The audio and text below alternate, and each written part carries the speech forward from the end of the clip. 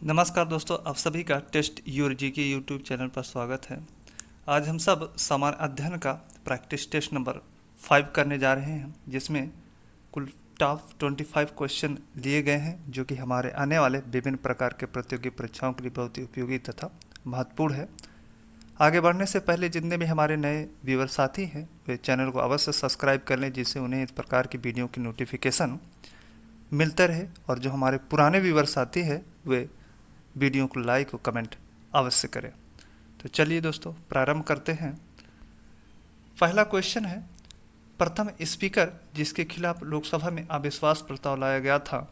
तो right option होगा option C, GB Mavalankar. GB Mavalankar Lok Sabha के प्रथम स्पीकर थे जिनके खिलाफ अविश्वास प्रस्ताव लाया गया था। जीबी मावलंकर लोकसभा के प्रथम अध्यक्ष भी थे, जिनका कार्यकाल 1952 से 1956 तक था। ठीक है। जीबी मावलंकर के अलावा बलराम जाखड़ तथा हुकुम सिंह के खिलाफ भी अविश्वास प्रस्ताव लाया गया था, लेकिन सबसे पहले जीबी मावलंकर के खिलाफ लाया गया था। तो इसमें एक अन्य जो क्वेश्चन कई बार पूछा जाता है कि लोकसभा के प्रथम स्पीकर कौन थे। तो लोकसभा के प्रथम स्पीकर जीबी मावलंकर या गणेश वासुदेव मावलंकर थे, जिनका कार्यकाल 1952 से 1956 तक था। नेक्स्ट क्वेश्चन, लोकसभा तथा राज्यसभा के संयुक्त अधिवेशन की अध्यक्षता निम्न में से कौन करता है। तो राइट ऑप्शन होगा ऑप्शन बी, लोकसभा अध्यक्ष। लोकसभा तथा राज्यसभा के संयुक्त अधिवेशन की अध्यक्षता लोकसभा अध्यक्ष करता है। संविधान के अनुच्छेद 108 के अनुसार राष्ट्रपति संयुक्त अधिवेशन को बुलाता है या आहूत करता है तथा उस संयुक्त अधिवेशन की अध्यक्षता लोकसभा अध्यक्ष करता है। नेक्स्ट क्वेश्चन, किसी तारे का रंग दर्शाता है। तो राइट ऑप्शन होगा ऑप्शन ए, उसका ताप। किसी भी तारे का जो रंग होता है वह उसके ताप पर निर्भर करता है। ठीक है। इसके अलावा जो तारा होता है उसमें लगभग 70% हाइड्रोजन होता है, 28% हीलियम होता है और रेस्ट कार्बन, नाइट्रोजन, ऑक्सीजन तथा अन्य भारी तत्व होते हैं। ठीक है। नेक्स्ट क्वेश्चन, विकास के उत्परिवर्तनवाद के सिद्धांत का प्रतिपादन किया था। तो हमें बताना किसने किया था। तो राइट ऑप्शन होगा option D, Hugo de Vries ने। ह्यूगो डी ब्रिज ने ही विकास के उत्परिवर्तनवाद के सिद्धांत का प्रतिपादन किया था। उत्परिवर्तनवाद का अर्थ है कि अचानक आनुवांशिक परिवर्तन, मतलब जीवों के जीन में अचानक परिवर्तन आ जाना। इसके अलावा डार्विन ने प्राकृतिक वर्णवाद के सिद्धांत का प्रतिपादन किया था। हैक्सले ने जीव द्रव्य के सिद्धांत का प्रतिपादन किया था और लैमार्क ने उपार्जित लक्षणों के वंशागत के सिद्धांत का प्रतिपादन किया था। नेक्स्ट क्वेश्चन, कोलेस्ट्रॉल है एक। तो राइट ऑप्शन होगा ऑप्शन सी, स्टीरॉयड। कोलेस्ट्रॉल एक प्रकार का स्टीरॉयड है। कोलेस्ट्रॉल की अधिकता से हृदय वाहिका जैसे रोग हो जाते हैं। जो कोलेस्ट्रॉल होता है वह जो धमनियाँ होती हैं, ठीक है, उनमें इनकी अधिकता के कारण क्या होता है कि जब जम जाते हैं तो इससे जो रक्त की हमारी जो पंपिंग होती है वो अवरोधित हो जाती है, जिसकी वजह से हृदय से संबंधित बीमारियां हो जाती हैं। नेक्स्ट क्वेश्चन, आगरा शहर की स्थापना निम्न में से किसने की थी। तो राइट ऑप्शन होगा ऑप्शन डी, सिकंदर लोधी ने।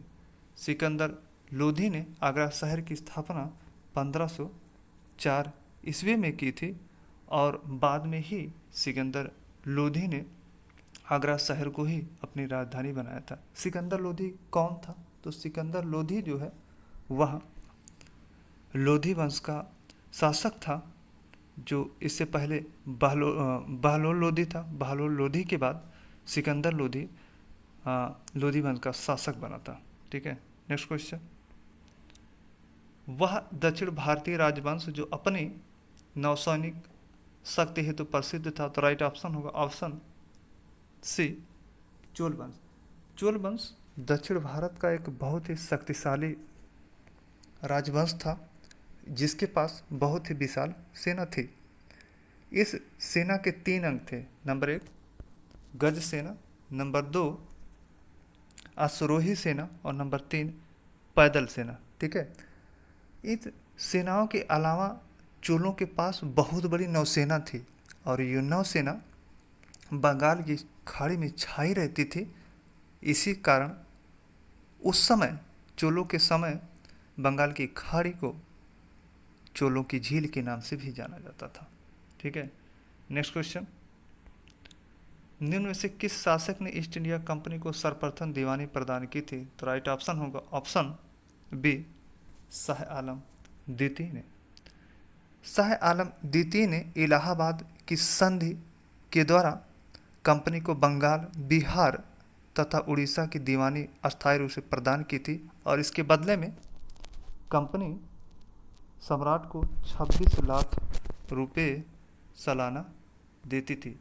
अब क्वेश्चन होता है यहाँ पे एक टर्म आया इलाहाबाद की संधि। कई बार क्वेश्चन पूछा गया है कि इलाहाबाद की संधि कब हुई थी। तो इलाहाबाद की संधि जो हुई थी वह अगस्त सन 1765 में हुई थी। ठीक है। और इलाहाबाद की संधि जो होती है वह हमारा शाह आलम द्वितीय और ईस्ट इंडिया कंपनी के मध्य हुई थी। ठीक है। नेक्स्ट क्वेश्चन, हंटर कमीशन की रिपोर्ट संबंधित था? तो राइट ऑप्शन होगा ऑप्शन डी प्राथमिक शिक्षा पर। हंटर कमीशन का रिपोर्ट जो है प्राथमिक शिक्षा पर आधारित था। 1882 ईस्वी में सरकार ने हंटर की अध्यक्षता में एक आयोग की गठन की थी, जिसका उद्देश्य था 1854 के पश्चात, ठीक है, 1854 जो कि वुड डिस्पैच आया था 1854 में, ठीक है, वुड डिस्पैच कह सकते हैं। 1854 के पश्चात शिक्षा के क्षेत्र में क्या प्रगति हुई इसकी समीक्षा करना था और इसका मुख्य जोर जो था किस पे आधारित था? प्राथमिक शिक्षा पर ही आधारित था। नेक्स्ट क्वेश्चन, निम्न से किस राज्य में सबसे ज़्यादा टाइगर पाए जाते हैं? तो राइट ऑप्शन होगा ऑप्शन ए मध्य प्रदेश। चौथी टाइगर जनगणना के अनुसार जो 2018 में हुआ था, सबसे ज़्यादा टाइगर जो है मध्य प्रदेश में पाए जाते हैं। मध्य प्रदेश में 526 है। दूसरे नंबर पे कर्नाटक है जहाँ पर 524 टाइगर पाए जाते हैं। जो टाइगर जनगणना होती है वह प्रत्येक 4 वर्ष के पश्चात किया जाता है। ठीक है। और 29 जुलाई को ही जो है विश्व टाइगर दिवस को मनाया जाता है। ठीक है। नेक्स्ट क्वेश्चन, निम्न से कौन सी नदी मगर रेखा को 2 बार काटती है? तो राइट ऑप्शन होगा ऑप्शन बी लिम्पोपो नदी। जो लिम्पोपो नदी है वह मकर रेखा को 2 बार काटती है। और क्वेश्चन ये भी उठता है कि लिम्पोपो नदी है कहाँ? तो लिम्पोपो नदी अफ्रीका महाद्वीप में हमारा साउथ अफ्रीका जिसे बोलते हैं दक्षिण अफ्रीका और जिम्बाब्वे, ये हमारा जिम्बाब्वे है और ये इस तरीके से हमारा साउथ अफ्रीका का बॉर्डर है। ठीक है। और ये लिम्पोपो नदी इस जिम्बाब्वे और साउथ अफ्रीका की जो बॉर्डर है, जिसको बोलते सीमा है, सीमा को बनाते हुए ये हमारा मोजाम्बिक है। मोजाम्बिक से बहते हुए ये कहाँ बहती, ये जाके हमारा हिंद महासागर में गिर जाती है। ठीक है। नेक्स्ट क्वेश्चन, वह कौन सी तिथियां हैं जब दोनों गोलार्ध में दिन और रात बराबर होते हैं? तो राइट ऑप्शन होगा ऑप्शन सी 21 मार्च तथा यहाँ पे तथा होगा 21 मार्च तथा 23 सितंबर। ठीक है। 21 मार्च तथा 23 सितंबर दोनों दिन सूर्य विषुवत रेखा पर लंबवत चमकता है, इसीलिए इस दिन दोनों गोलार्ध में जो है दिन और रात बराबर होते हैं। ठीक है। नेक्स्ट क्वेश्चन, निम्न से कौन सा देश जनसंख्या के आधार पर विश्व का सबसे बड़ा इस्लामिक राष्ट्र है? तो राइट ऑप्शन होगा ऑप्शन डी इंडोनेशिया। इंडोनेशिया जो कि बोर्नियो आइलैंड का एक पार्ट है, जिसमें बोर्नियो आइलैंड में 3 है। ठीक है। मलेशिया, इंडोनेशिया और ब्रुनई। तो बोर्नियो जो द्वीप है उसका एक पार्ट है 3 भाग में से एक भाग है इंडोनेशिया, वह जनसंख्या के आधार पर विश्व का सबसे बड़ा इस्लामिक राष्ट्र है। ठीक है, next question, Asian development bank का मुख्यालय कहाँ स्थित है? तो राइट ऑप्शन होगा ऑप्शन सी, मनीला।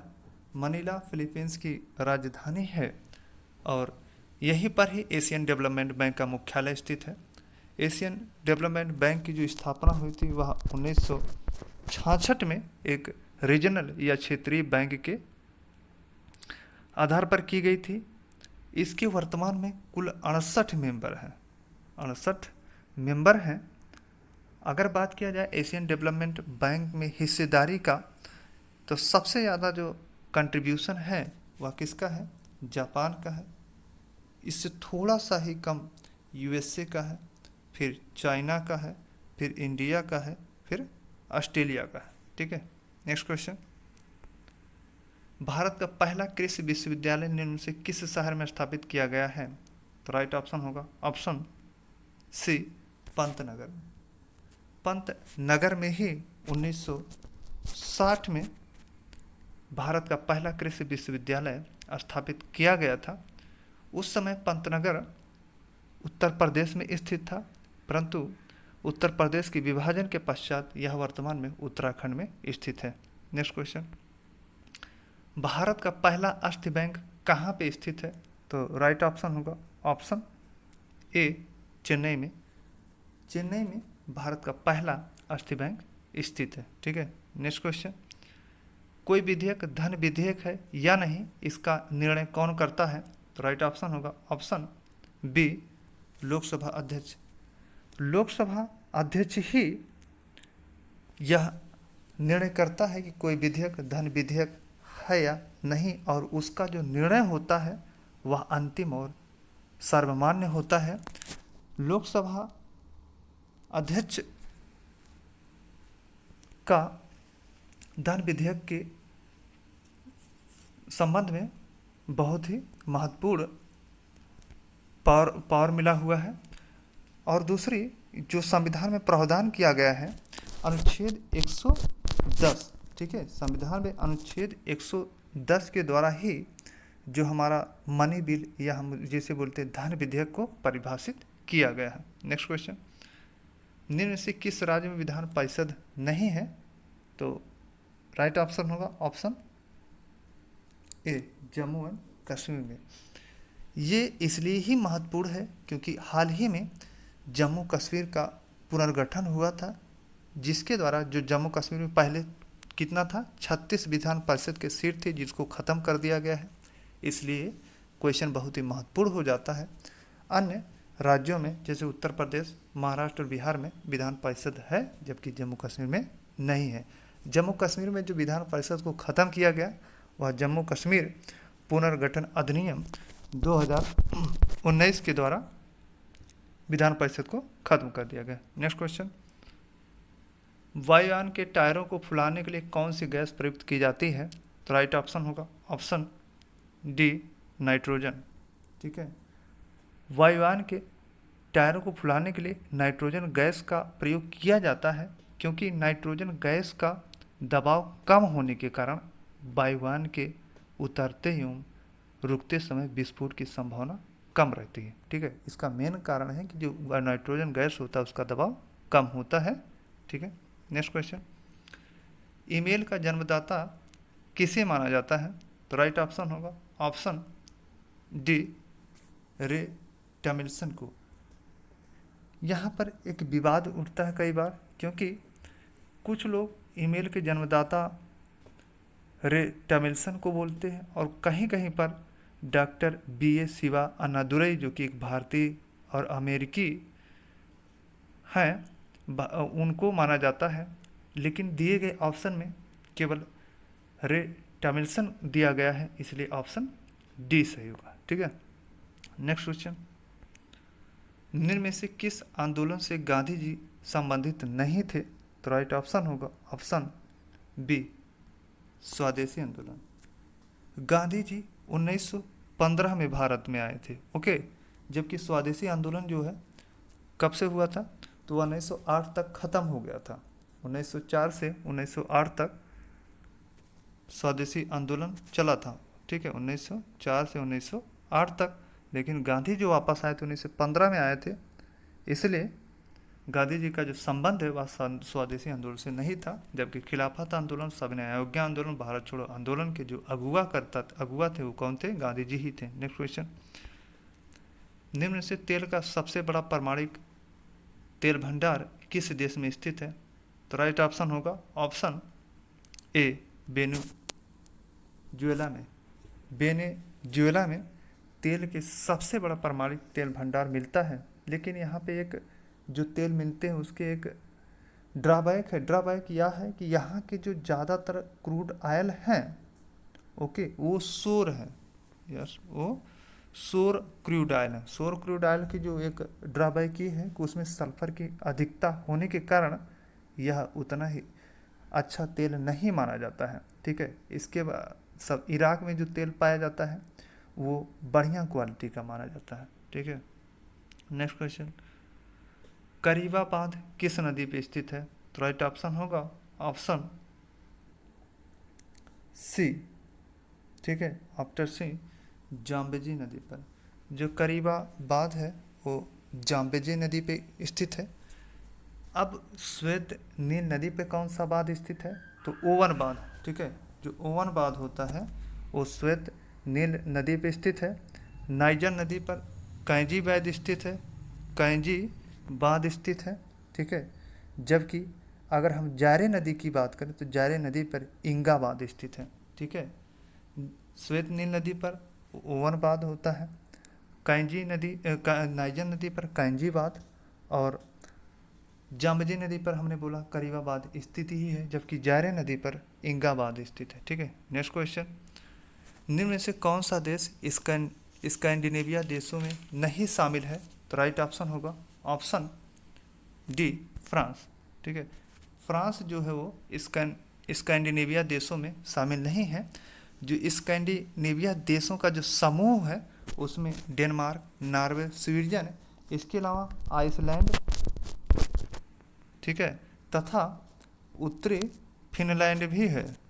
उत्तरी फिनलैंड, ये 5 देश जो है मुख्य रूप से स्कैंडिनेविया देशों में शामिल किए जाते हैं। कौन कौन से? नंबर 1 डेनमार्क, दूसरा नॉर्वे, तीसरा स्वीडन, और चौथा आइसलैंड, और पांचवा उत्तरी फिनलैंड, ठीक है। नेक्स्ट क्वेश्चन, निम्न में से भारत के किस राज्य में स्त्री पुरुष अनुपात 1000 से अधिक है? तो राइट ऑप्शन होगा ऑप्शन डी केरला। केरला में जो लिंग अनुपात है 2011 के जनगणना के अनुसार वह 1184 है, ठीक है, जो कि भारत में बहुत सबसे ज़्यादा है और बहुत ही अच्छा है। और अगर हम बात करें केरला की, तो केरला की जो राजधानी है वह तिरुवनंतपुरम है। केरला की राजधानी है तिरुवनंतपुरम। केरला के जो मुख्यमंत्री हैं वो पिनराई विजयन है, ठीक है, पिनराई विजयन। और जो केरला के गवर्नर है वो कौन है? गवर्नर मोहम्मद आरिफ खान है, ठीक है। तो इस तरीके से जो 25 क्वेश्चन थे वो समाप्त हुए। और आप लोग चैनल में अवश्य सब्सक्राइब करें और कमेंट और लाइक अवश्य करें, जिससे हमें आपका फीडबैक प्राप्त होता रहे। आपका फीडबैक हमारे लिए सब बहुत ही महत्वपूर्ण और ज़रूरी है। तो मिलते हैं अगले वीडियो में।